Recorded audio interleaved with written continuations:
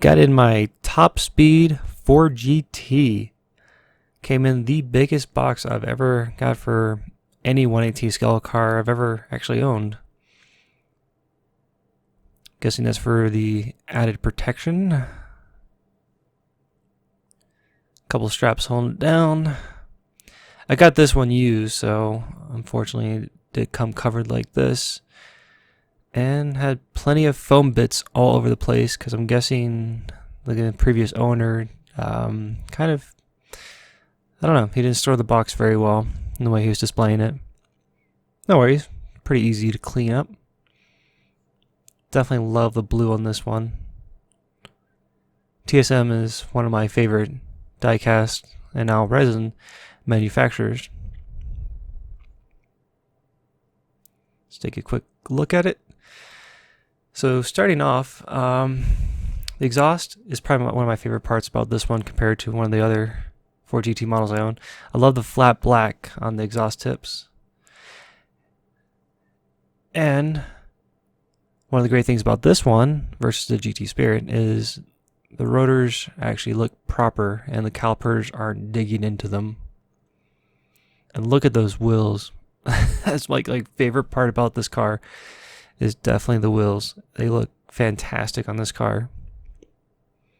Top Speed definitely did a great job on that part. Now, my biggest critique of this model is all the vents that you see are solid. I mean, there's no mesh there. It's just a plastic piece, which is a big shame considering how much I paid for this model. The headlights are pretty well detailed. No complaint there.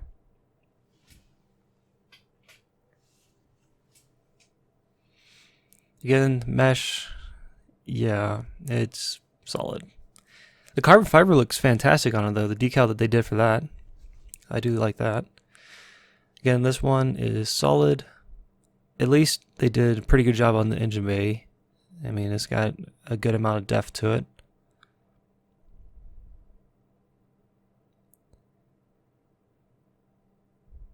So, pretty sharp looking.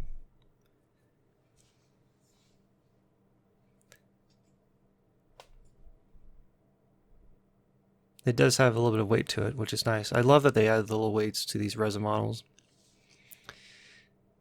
Take a quick look at the interior. I love that they've got the little stripes in the seats. I like the interior. It has that little dots and stuff on the dash. Give it a little bit extra detail. The flappy paddles, I kind of like a little bit of a disappointment for me on this one. I definitely like the GT Spirit better in that case. Very nice detail on the steering wheel.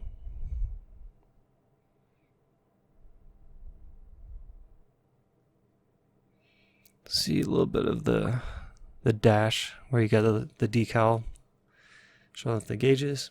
A little bit more detail in the seats. And I finally did get this guy off. The guy who owned it for me had those 4 screws holding it down and they were warped pretty good, which kind of sucked trying to get that thing off. So anyways, this one rolls. It's my first resin model that I've been able to get to roll, which is pretty cool. Nice little detail. The rotors don't turn though, unfortunately. So that's a little disappointing. I mean, I'm guessing this is the way that they're built. No detail whatsoever on the chassis. Just a flat bottom. Not that I'm guessing that the real car has much detail anyways, with it being kind of like a sports car, well, race car, essentially. This is limited 999. And I like off the base, get a nice close-up of the front.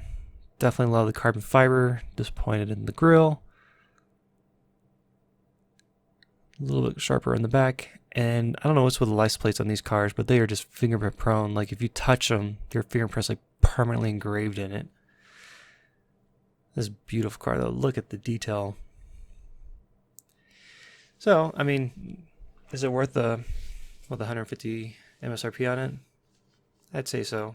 I mean, Again, it's resin. You don't get the opening doors or anything. So, I mean, that's kind of the future, it seems like, when it comes to the 1/18 scale. I do appreciate the company still doing the die cast where everything opens, but resin seems to be here to stay, and I like it. I mean, it looks great. It looks great in my display, and, you just gotta appreciate what you got.